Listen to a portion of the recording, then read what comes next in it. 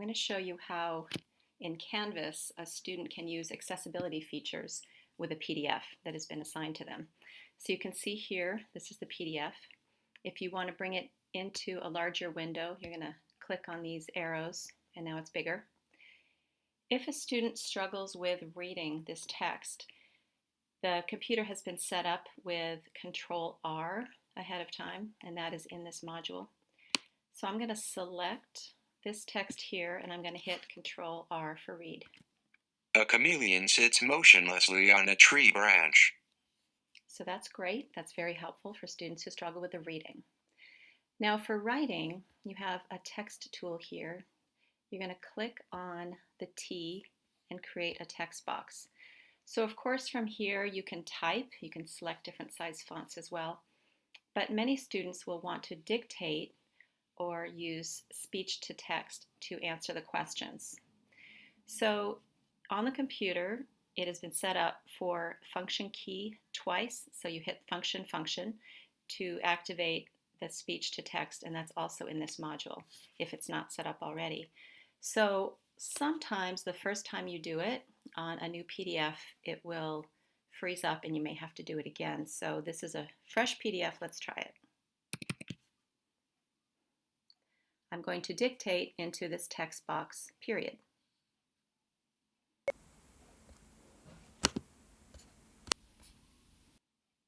So you can see that it didn't work. So we're going to try again. I'm going to dictate into this text box, period.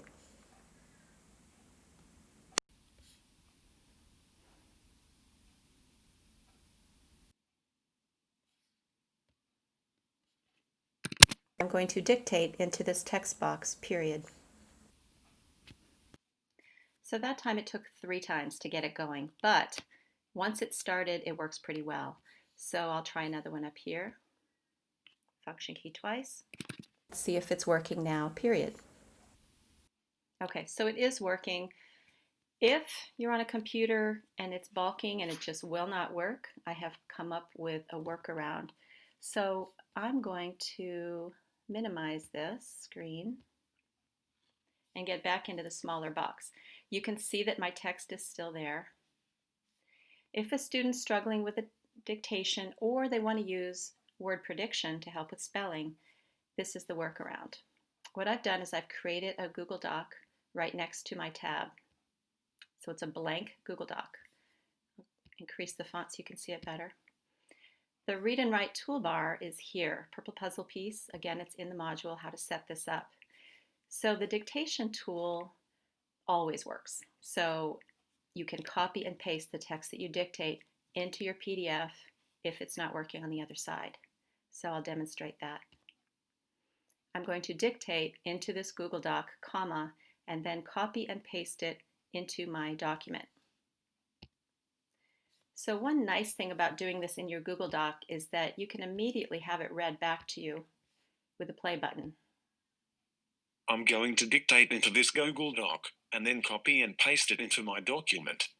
So for students who are using dictation, it may be that they struggle so much with reading and with writing that this is the best tool for them, so they may not know if the text has been transcribed correctly. So this is a nice way to do that. So I'm going to copy that text, Command C, go right back and create a text box. Let's put it down here. And then Command V, paste. So it's done. The other option is word prediction. Many of our students struggle with spelling, so we're going to go back to that read and write toolbar. I'll get rid of this, and we'll get rid of the dictation box. So this right here is called prediction. So if a student, again, struggles with spelling or just production, they type really slowly, and this may help speed them up. We're going to start writing, this is amazing. So TH, a bunch of TH words show up. And if a student is a low reader, they can listen by hovering this to each word on the list as many times as they'd like. I'm going to choose this because that's the word I was looking for. Is. Now I'm going to spell amazing, and I'm going to spell it wrong. U-M-A-Z-N-G. Okay, I did spell it incorrectly and it came up. Amazing. 2. Okay. So the same thing, you can copy and paste into a new text box. And then you're ready to turn it in.